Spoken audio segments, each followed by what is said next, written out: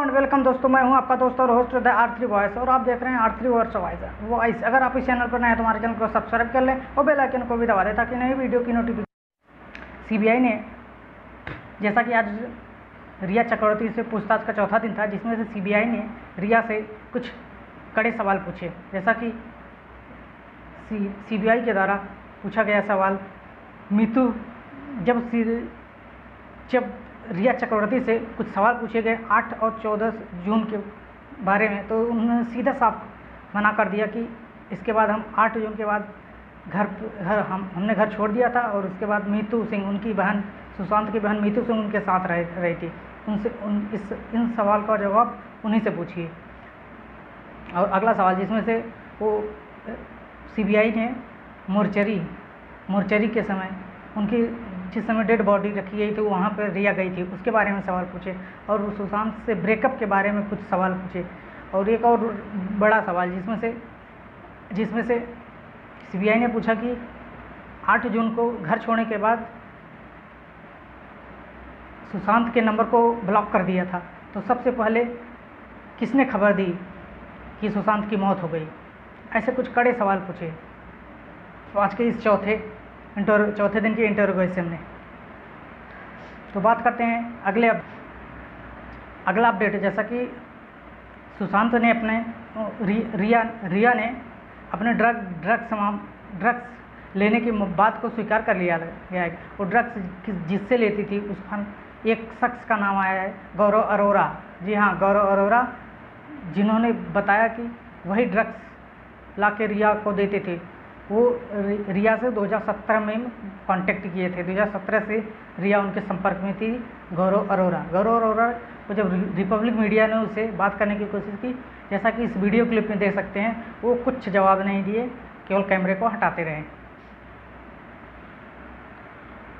अगली अपडेट, एक नई इस केस में एक नई एक्ट्रेस तापसी पन्नू रिया के सपोर्ट में आकर बोली कि ना तो मैं सुशांत को जानती हूँ और ना मैं रिया को पर्सनली जानती हूँ, लेकिन मैं मानवता के हिसाब से ये कहना चाहूँगी कि रिया को इस तरह टॉर्चर ना किया जाए।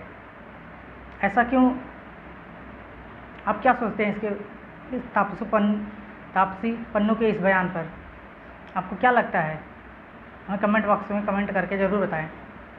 अगले अपडेट की बात करते हैं कि जिसमें कपिल शर्मा के शो में काम करने वाली सपना के नाम से जाने जाने वाली कृष्णा अभिषेक ने एक सोशल मीडिया पर एक अपनी बात कही है कि कुछ लोग बहुत ही ज़्यादा हवा में उड़ रहे थे, ज़मीन पर नाम ही नहीं ले रहे थे आने की। इस घटना के बाद वो अब ज़मीन पर आ गए हैं। उन्हें पता चल गई है असली औकात। हालांकि उन्होंने किसी का नाम नहीं लिया, मगर ये ऐसा उन्होंने कहा। ये किसके लिए कहा? आप क्या सोचते हैं इसके बारे में? ऐसा कौन सा शख्स है जी? हमें कमेंट करके ज़रूर बताएं। सबसे बड़ी और अहम अपडेट आज की इस वीडियो में, सबसे अहम अपडेट एक है विवेक